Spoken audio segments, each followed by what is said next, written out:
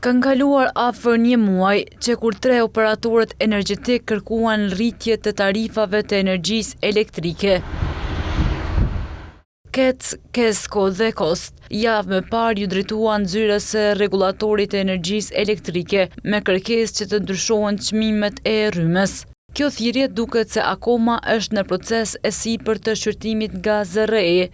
Vlerësimi i këtyre aplikacioneve është në proces dhe po kryhet nga ekspertët e ZRE-s përmes analizës së detajuar teknike dhe financiare në përputhje me kornizën ligjore dhe rregullativat në fuqi. Pas përfundimit të vlerësimit, raportet përkatëse dhe propozime tarifore do të publikohen dhe do t'i nënshtrohen procedurave të mëtejme, përfshirë konsultimin publik para marrjes së çdo vendimi final.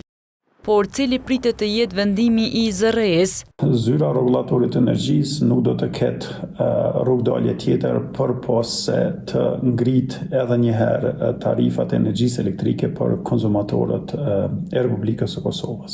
Madje sipas ekspertit të energjetikës, Adhurim Haxhi Musa, kjo po ndodh për shkak të disa telasheve në prodhimin e energjisë nga KEK. Rritja e kostës së furnizimit me energji elektrike në 2025 është edhe si rezultat i renovimit të një bloku të Kosovës B. Ky blok ishte për një kohë të gjatë jashtë funksionit dhe Kosova u detyru të importoj energji elektrike më shumë se sa po të ishte ky blok në funksion. Rritje të tarifave të energjisë elektrike presin edhe nga grupi Asnjë Cent më shumë. Por nëse ndodh një gjë e tillë, pritet që të organizohen edhe protesta.